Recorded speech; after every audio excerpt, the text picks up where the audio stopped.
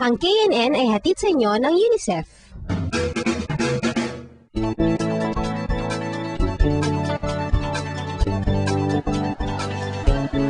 Give me an X. Give me an O. Give me a C. S-O-C-C-R?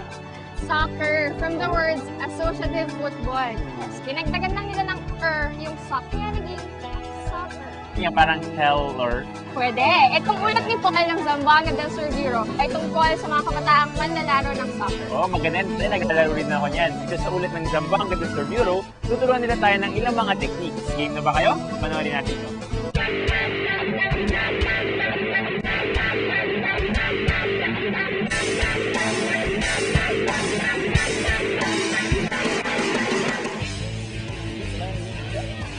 Bata pala ako ay naririnig ko na ang Pagden City Soccer Team. Nakapaglaro na sila sa palarong pa Under 14, Under 15, Division Meet at Regional Meet. Ang iba sa kanila ay nakapaglaro na sa palarong pangbansa. Sa mga kompetisyong ngayon ay marami silang natanggap na karangalan bilang isang team at bilang mga individual na manlalaro.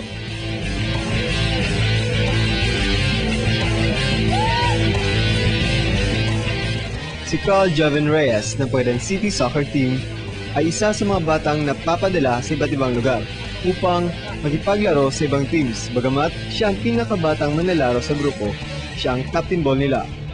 Kahit 12 anyos ako, tagal-tagal na rin akong naglaro sa team na ito at sa laro ito.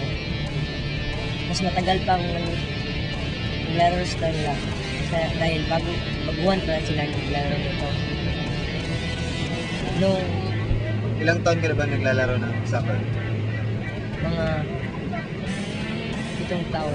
Tulad ni Carl, ang ibang mga team members ay masipag sa pagsasanay ng kung ano ang mga skills at techniques na kailangan upang maging magaling na manlalaro.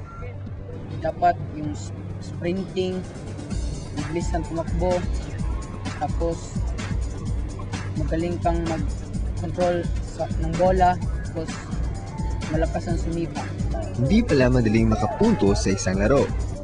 Isa sa mga techniques na pinakita nila sa akin ay ang bicycle.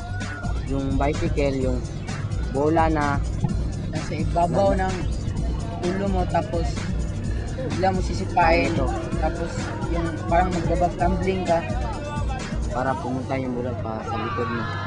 Kasunod nito ay ang cheese trap at scissors. Yung cheese trap ay yung pag dating ng bola sa iyo at itatama mo ito sa iyong dibdib. At ang scissor naman ay yung dinidepensahan mo ang bola sa pamagitan ng yung paglagay ng paa sa kaliwat kanan nito.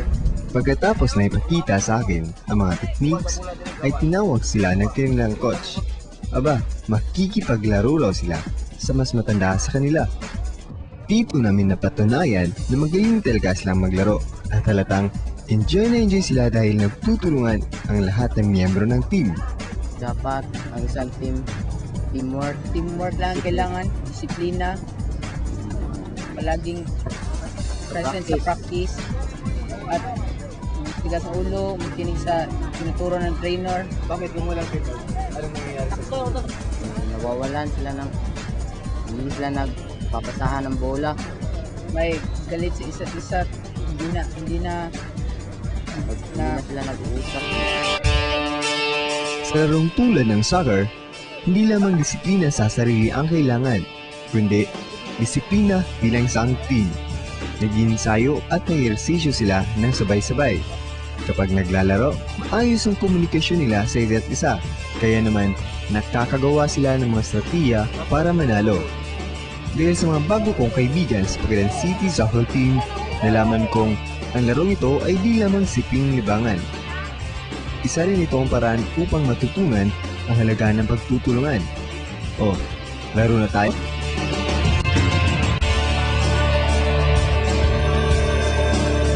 Ang KNN ay hatid sa inyo ng UNICEF.